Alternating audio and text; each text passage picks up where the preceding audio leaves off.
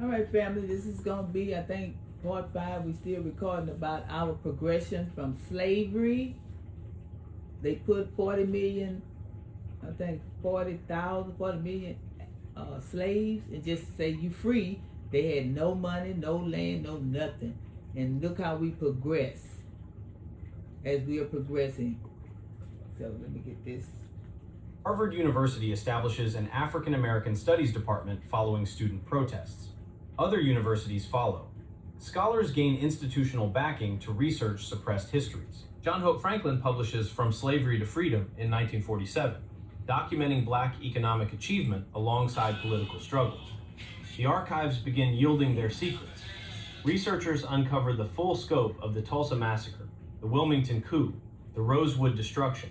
Property records reveal the scale of wealth destroyed. Insurance documents show systematic denial of claims. Legal files expose mechanisms used to strip Black families of assets. Tax records prove Black millionaires existed in every southern state during Reconstruction. Yet even as research accumulates, it remains confined to academic journals. Textbooks change slowly, grudgingly.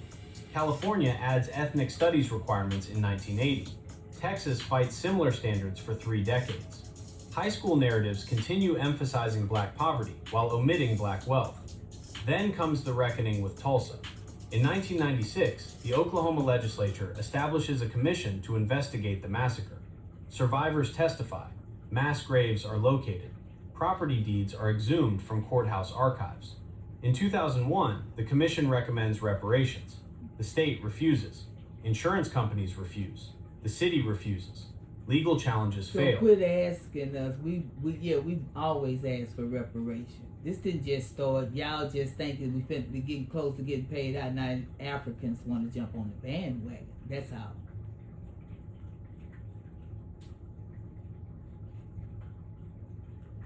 But the truth is now documented, undeniable, taught in Oklahoma schools.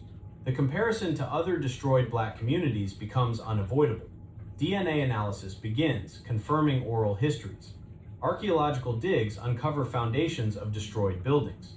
Property records, cross-referenced with census data, reveal family fortunes that vanished between decades. The pattern becomes impossible to ignore. Systematic, targeted destruction of Black wealth at every point when it threatened to establish permanence. Consider what was lost when Greenwood burned.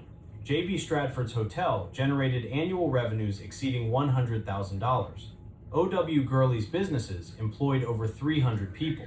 The destroyed bank held deposits from 5,000 Black families. The burned hospital was the only facility serving Black patients within 200 miles. The torched libraries housed 10,000 books.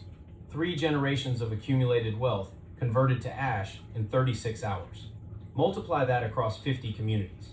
Calculate the compound interest on $50 billion over a century.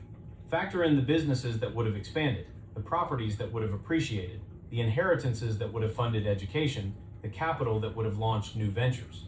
The economic impact reaches into the trillions. This was not accidental decline. This was engineered poverty. The truth resurfaces through multiple channels.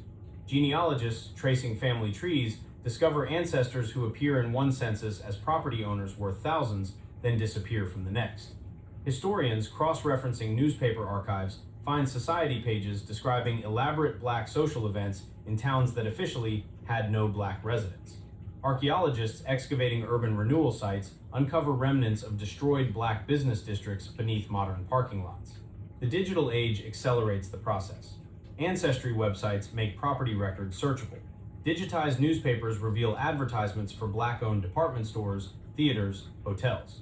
Social media connects descendants who share photographs of great-grandparents standing in front of mansions, wearing expensive clothes, driving luxury cars, all dated between 1870 and 1920. The Smithsonian opens the National Museum of African American History and Culture in 2016. One exhibit displays Madam C.J. Walker's business ledgers, showing monthly revenues that exceed what most modern small businesses generate. Another features photographs of Black Wall Street before the massacre. Visitors stare at images of prosperity they were never taught existed. Universities begin offering courses specifically on Black economic history. Textbook publishers slowly incorporate figures like Robert Church, Bridget Mason, Annie Malone. But the integration remains incomplete. The narrative still centers suffering and salvation, struggle and civil rights, poverty and progress through white intervention. What gets left out is autonomy. The ability of Black Americans to create wealth independently, to build economic systems that did not require white approval, to accumulate capital and deploy it strategically. That version of history remains too threatening to the comfortable narratives about who built America and who merely benefited from white generosity. The legal battles continue. Descendants of Tulsa massacre victims file lawsuits seeking compensation. The cases are dismissed on statute of limitations grounds, but the publicity forces official acknowledgement. In 2020, Tulsa begins excavating mass graves. The remains confirm what survivors said for a century. The death toll was not 36, it was hundreds. Evanston, Illinois becomes the first city to pay reparations for housing discrimination in 2021. The amount is modest, $10 million, distributed to Black residents who can prove harm from discriminatory policies. But it establishes precedent. Other cities begin examining their own histories of destroyed Black wealth. The pattern recognition spreads. When people learn about Greenwood, they start asking about their own cities. Every major American city has a version of this story. A Black neighborhood that thrived, then was destroyed through urban renewal, highway construction, eminent domain, discriminatory lending, or direct violence. The Fillmore District in San Francisco, Bronzeville in Chicago, Black Bottom in Detroit, Sugar Hill in Harlem. The wealth gap persists.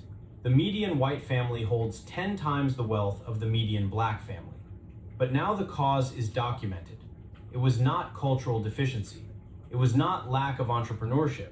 It was not inability to compete. It was systematic, repeated, legally sanctioned theft spanning a century and a half. Understanding this history reframes everything. The question is no longer, why are Black Americans poorer? The question becomes, what would Black America look like if 10 millionaire business people per generation, over 5 generations, had been allowed to build generational wealth instead of having it destroyed? The answer exists in the archives, in property deeds filed in dusty courthouse basements, in census records showing Black neighborhoods where every household owned property, in tax documents listing Black businesses with 6-figure annual revenues, in wills distributing estates worth modern millions to descendants who inherited nothing because the property was seized, burned, or stolen before the inheritance could transfer. Robert Reed Church Sr. walked into his own bank in 1906 as a Black millionaire in Jim Crow Memphis. His story was not impossible. It was not rare. It was suppressed. And its suppression served a purpose, maintaining the lie that Black poverty was inevitable rather than engineered, natural rather than designed, cultural failure rather than systemic theft. That lie is collapsing. The evidence is surfacing. The pattern is visible. What was buried is being excavated. What was erased is being rewritten.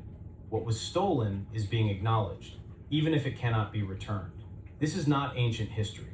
The last survivor of the Tulsa Race Massacre died in 2023 at age 109. The policies that destroyed Black wealth were not medieval artifacts.